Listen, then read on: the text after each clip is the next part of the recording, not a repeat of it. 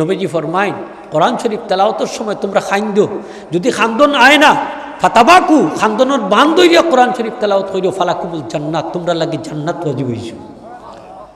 ইমাম সাহেব রাখবা, ইমাম সাহেবর কণ্ঠ যদি সুন্দর হয় বালা, কেরাতটাও শুদ্ধ হইত। ইমামতি করতে হইলে 6টা জিনিস শর্ত। কয়টা খোকা? 6টা জিনিস শর্ত। 4 নম্বর হইল জুকুরাতু, পুরুষ হইতে হইবা, মহিলা হইলে হইতো নাই। ইমাম সাহেবর কেরাত হইল শুদ্ধ হওয়া শর্ত। খালি গলা সুন্দর হইল, কেরাত যদি শুদ্ধ না হয় নমাজ হইব নি।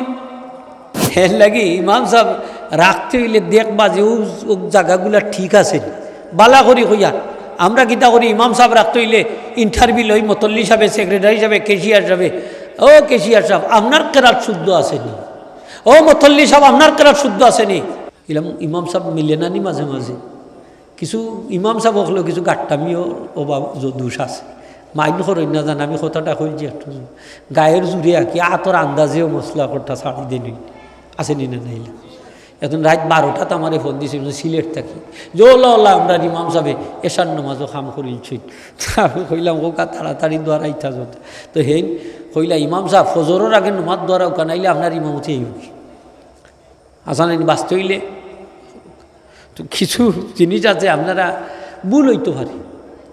সকল মশলা তো জানা নাই। একদিন দেখি এক ইমাম সাহেব আইছেন আরও কিছু মুসল্লি অকল লইয়া, ও মশলা লইয়া নমাজর। তো তারা গাঁও পঞ্চায়েতের পক্ষ থেকে মুসল্লি আইছেন আর ইমাম সাহেব আইছেন, হুজুর আমার ও মাসলা, জি ও মাসলা। তো তখন আমি কইলাম যে আপনার মাসলাটা হইল ওরকম। তো মুসল্লি এখন যারা লগে আসলাম পঞ্চায়েত মতল্লি বা কইলা হুজুর তো আমরা বুঝ হয়ে গেছি। তো এটা খুঁটিনাটি মাসলা, নামাজের কিন্তু হাজার মাসাইল আছে। আমরাও হাক্কা হাক্কা খাইলেই অনেক সময়, ঠিক না নি হোক। এর লাগি নামাজের যে ছোটো ছোটো মাসলা আছে একটু গুরুত্ব দেন যান, তা মাসলা খুব জরুরি। শান্তি মনে নামাজ পড়তাম এবং সুন্দর করে নামাজ পড়তাম। কেরাতটা আমার শুদ্ধ হইতো, শুদ্ধ হইতো নয় মুসল্লি সাহেব হোক আপনারা মুরব্বী সাহেব, কেরাত শুদ্ধ হইতো। ইমাম সাহেব রাখবা, ইমাম সাহেবর কণ্ঠ যদি সুন্দর হয় বালা, কেরাতটাও শুদ্ধ হইতো।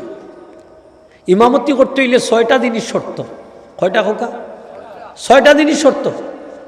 আল ইসলামু ওয়াল বুলুগু ওয়াল আকলু ওয়াল জুকুরাতু ওয়াল কেরাআতু ওয়াস সালামাতু। 6টা জিনিস শর্ত ইমামতি করার লাগি। 1 নম্বর হইলে ইসলাম, মুসলমান হইতে হইবা। 2 নম্বর হইলে বুলুগ, আইন বালিগ হইতে হইবা, সাবালক হইতে হইবা, প্রাপ্তবয়স্ক, বিবাহিত নাই, প্রাপ্তবয়স্ক হোকা, বিবাহিত নাই হোকা, প্রাপ্ত বয়স্ক।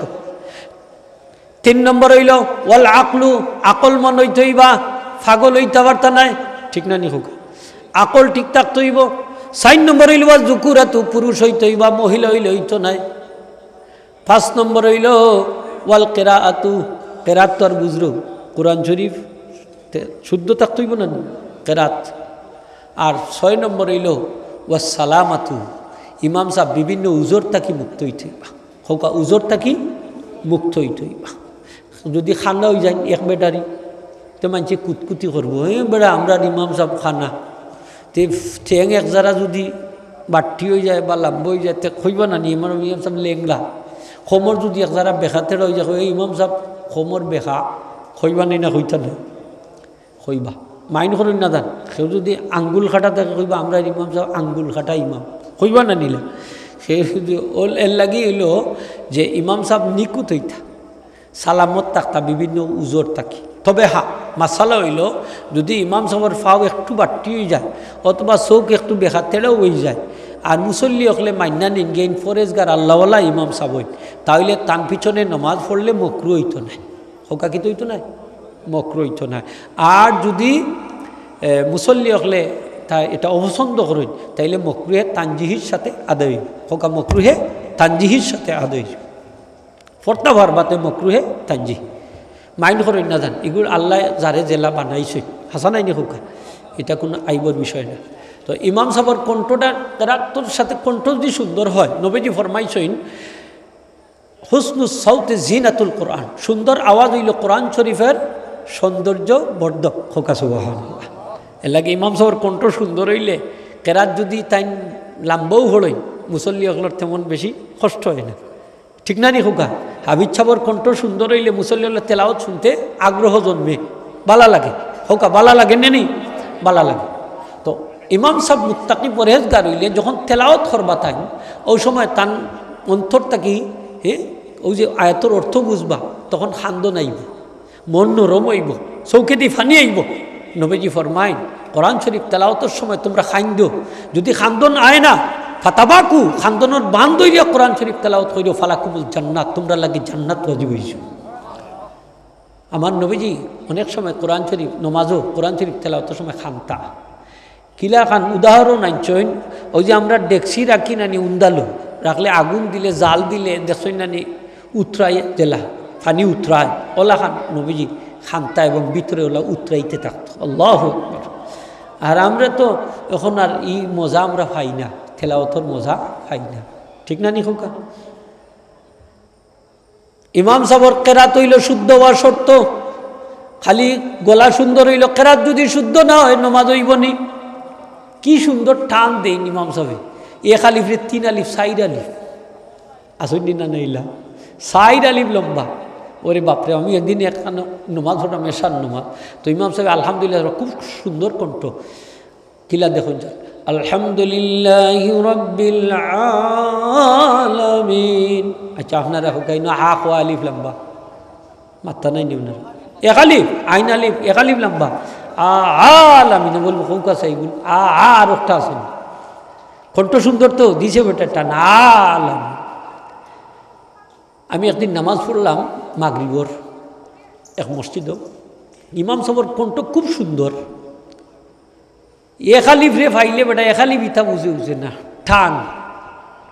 নমাজ পড়ার পরে সব শেষে বাড়াইলাম, ইমাম সাহেব রে জিকাইবার লাগে যে ইমাম সাহেব মাইন্ড করেন না যান, আমি এখন কথা আপনারে জিকাইতাম একটা মাসলা, আপনার কেরাতটা খুব সুন্দর লাগছে, আপনি পরে আমি নামাজ পড়লাম, তবে আপনি এক আলিফ রে দেখলাম 3 আলিফ 4 আলিফ ওলা লম্বা করে টান দিছেন, মত বেশি করি অতিরিক্ত করিলছেন।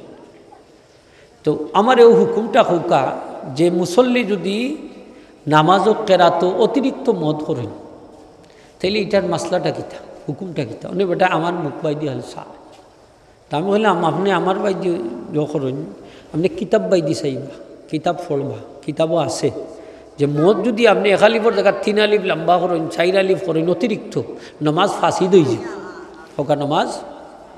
আমি অনেক ইমাম সাহেবরে কইয়া দেই যে আল্লাহর ওয়াস্তে মানুষের নমাজটা নষ্ট করেন না যাও। 2টা ডেঞ্জারাস জায়গা নামাজের, একটা হইল যখন নামাজ শুরু করেন ইমাম সাহেব আল্লাহু আকবার, এখানে দেখুন যান ইমাম সাহেব 2টা ফাউল করেন, একটা ফাউল হামজার মাঝে কিলা সেও আল্লাহু আকবার কইন হোকা কিতা কইন আল্লাহু আকবার, যদি কইন তানোর তাকবীরে তাহরিমা হইতো না, নামাজ শুরু হইছে না, এখানে আল্লাহু আকবার আল্লাহ মহান, আর তাই যখন আল্লাহু আকবার কইন 2টা হামজা হয়ে যাব, আল্লাহু আকবার আল্লাহ কি মহান, একটা প্রশ্নবোধক হামজা আইব কেন, এটারে আরবিতে হামজা ইস্তেফাম, তানোর নামাজ শুরু হইল না। এই ইমাম সাহেবের পিছনে যত মুসল্লি নামাজ পড়বা ইক্তেদা করবা, কারো নামাজ হইতো না, কারণ ইমাম সাহেবের নামাজ যখন শুরু হইল না, আমরা মুসল্লির নামাজ শুরু হইয়া কোনো লাভ আছে? ইমাম সাহেবের যদি অজু থাকে না, আমরা সকলের অজু থাকলে কোনো খামাইব না, মাত্তা নাই নেওনারা খামে আইতো না। এর লাগে ইমাম সাহেব রাখতে হইলে দেখবা যে ও জায়গাগুলা ঠিক আছে বালা করি হইয়া। আমরা কিতা করি, ইমাম সাহেব রাখতে হইলে ইন্টারভিউ লই, মতল্লি সাহেব সেক্রেটারি সাহেব কেশিয়ার সাহেব, ও কেশিয়ার সাহেব আপনার কেরাত শুদ্ধ আসেনি, ও মতল্লি সাহেব আপনার কেরাত শুদ্ধ আসেনি, ও সেক্রেটারি সাহেব আপনার কেরাত শুদ্ধ আসেনি। তাইলে ইমাম সাহেবের টেস্ট করতে হইলে জাননেওয়ালা মানুষের দরকার, আলিম সাবকলর দরকার, মুফতি সাবর দরকার, ঠিক কিনা? জাহিলে ইন্টারভিউ নেয় ইমাম সাবর, জাহিলে ইন্টারভিউ নেয় আলিম সাবর, তারও সুরা কেরাত ঠিক না, ইমাম সাবর ইন্টারভিউ লই আসেনি না? হ্যাঁ, ইমাম সাহেবের ইন্টারভিউ লইতে হইলে তো ওলা বড় আলিম আপনি আনতা, জান্নাওয়ালা মানুষ আপনি আনতা।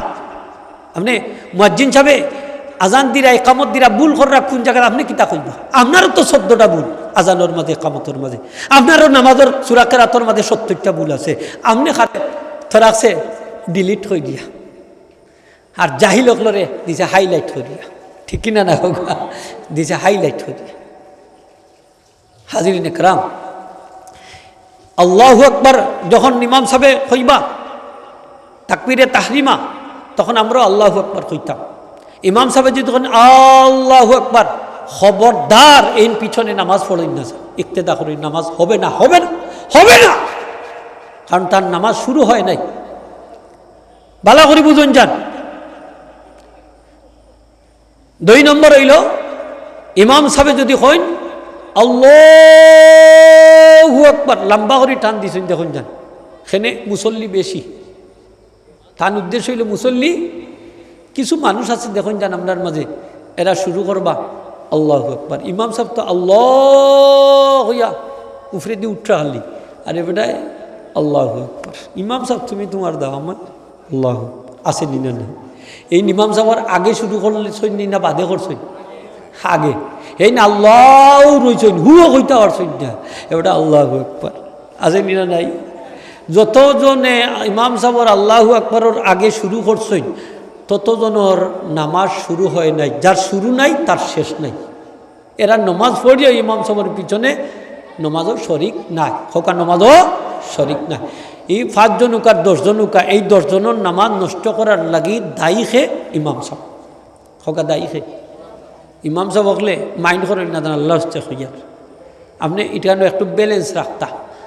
আল্লাহু আকবরের লাম খয়ালিফ লম্বা, সকলে হোক খয়ালিফ, 1 আলিফ লম্বা। আমরা দারুল কিরাত পড়ছি, আসেনি দারুল কিরাত?